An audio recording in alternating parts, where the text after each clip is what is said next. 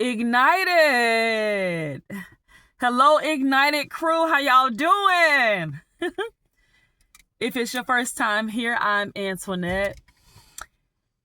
Earlier, I put out a video, and let me just preface this. If you ever come and you notice that I just dive straight into the topic, just know that it's a hot topic. And especially if it's a spiritual teaching, it's more important that I just go ahead and get to it, as opposed to me just getting on here, giving a greeting and chatting. It's best for me to just dive into the message. Knowing myself is best. So tomorrow is MLK Day. Tomorrow's MLK Day. So let me go ahead and give a little pre-message. We shall overcome. We shall overcome. Blame. Blame. Somebody say blame. I can't hear you. Say it again. Say blame. When will people overcome blame? That blaming spirit. Because of what they did, because of what they said, this is where I am. Because of white people, because of my dad, because of my ex, this is where I am. This is why I am who I am. I'm not taking away from your experiences. Oh, no.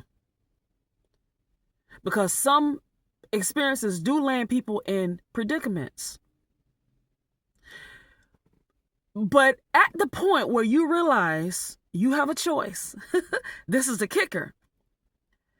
Regardless of where we end up and what happens to us, at the point when we figure out that, okay, now I have a choice. Because see, when you were a child, you didn't too much have a choice. But now you are a full-grown adult. Huh? You're an adult. Way past 18. Who are you blaming? You have a choice now. And if you are an adult and you're in a situation where someone is still pulling your cords, someone is still manipulating, someone is still trying to exercise control over you, it's time for a change. Because when you were created, before you were created, according to the scriptures, there was a plan for you. There was an expectation. And I'm sure the expectation wasn't for you to live your whole life or even part of your life knowing that something's not quite right. I don't feel right in this situation. I feel like I'm boggled down. I feel like I'm pressed down. I just know that I'm oppressed. I could be doing so much more than this. I'm sure that wasn't the plan for you.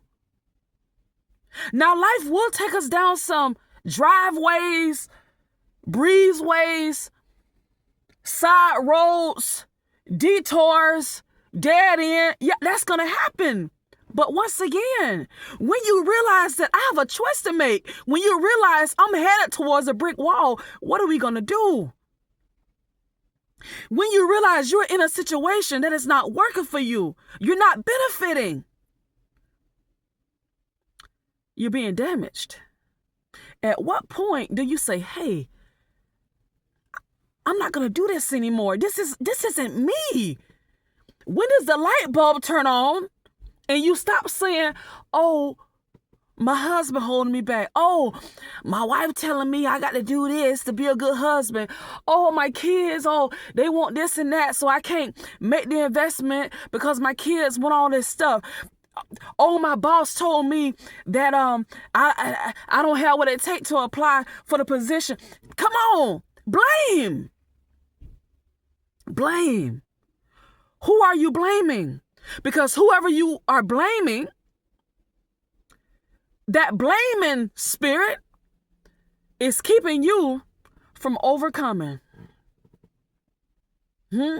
How can you overcome greed, lust, a negative attitude, holding grudges, unforgiveness in your heart, gluttony, overeating, looking at people and getting jealous, feeling some type of way about people when you don't even know their story? Huh? You looking at the outside. You don't know the heart. You don't know what's going on behind closed doors, but you're looking at people and you automatically get an attitude towards them. A lot of times when I'm out, I see this all the time. Side note, y'all. I'm out in the grocery store shopping. Before I can even say hi, because this comes before the hi. Hell, before I can do that, I'm already getting dirty looks. I have already been stereotyped, prejudged before I can even say, hi, how you doing today? Because some people have not overcome. And sometimes I wonder, is this unintentional or is this intentional? Do people subconsciously, they're making these facial expressions and they're not even aware? Where does this stuff come from? If we can only see ourselves on camera, if we can see ourselves the way others see us, I think a lot of people would make a change. If people will only record you and play it back and let you hear how you sound, how petty you sound, how argumentative you are, how much you combat people. No one can tell you anything. You feel like you're always right. You are a bigot. No one can tell you anything. You say you want to grow, but the way you talk, it's a lot of doubt in that. It's a lot of fear. That's why I'm asking, what have we overcome? And if you watch me, then y'all know I throw things out there. If it don't apply to you, so be it. Just chew the meat and spit out the bones. Sometimes I'm in the flow and I'm talking and I go back and play it, and some of the things I'm hitting me. It's helping me. It's growing me. I get in the flow, y'all. I be passionate about the things that I'm talking about. But what have we overcome? I'm sure when MLK was talking about overcoming, and he was talking about the people coming together of different races and nationalities and backgrounds, when he was talking about overcoming, I'm sure he didn't have it in his mind that people for 20 or 30 years still believe that somebody else is superior to them, that somebody else has taken over their life and they can't move and they can't succeed because they believe that somebody is holding them back. Now, yes, there are some systems in place. Let's just be real about that. There are some systems in place, mindsets, stereotypes. Yeah, we're all fighting against that. Not just people that look like me. Now, trust me, now we got it bad now. We got it bad. Okay? I have experiences that I can talk about for an hour. How I have been looked at by Caucasian people. How I have been prejudged and stereotyped. Just this previous weekend, I had an occurrence at the hotel with the woman at the receptionist desk. Staring me up and down, looking at me like I'm nasty, like I don't belong in there. While I'm in the lobby now. I'm looking at her, she looking at me. I hear her saying something to the gentleman. When the gentleman walked off, I took a couple steps closer to the receptionist desk. Y'all bear with me, side note.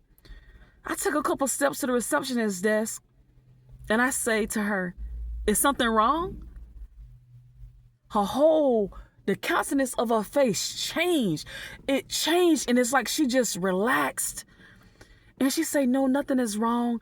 The system is just down. So if you were standing here waiting to check in, I was just going to tell you, I can't check you in. Something's going on and I would have to wait. I don't know how long it would take.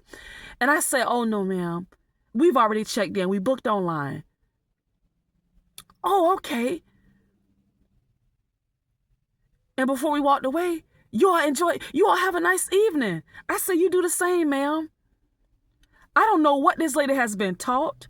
I don't know what her experiences may have been with people like me. I don't know what she has watched on TV, what she's heard on the news, songs that she's heard on the radio, stories that her family members may have taught her. I don't know what her experiences may have been. But I know that I'm just standing there innocently with my children in the hotel lobby. We're standing there composed, just standing there silently waiting. Not on her. We was waiting. But yeah, that just happened to me a couple days ago.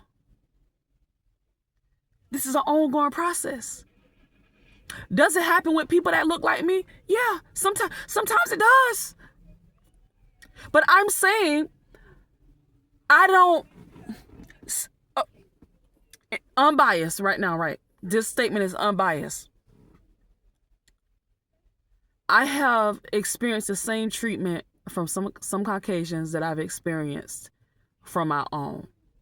So I'm not going to put Caucasian people in a box and say they stereotype me, they prejudge me when people that look like me treat me the same way. That's what I mean. Have we overcome?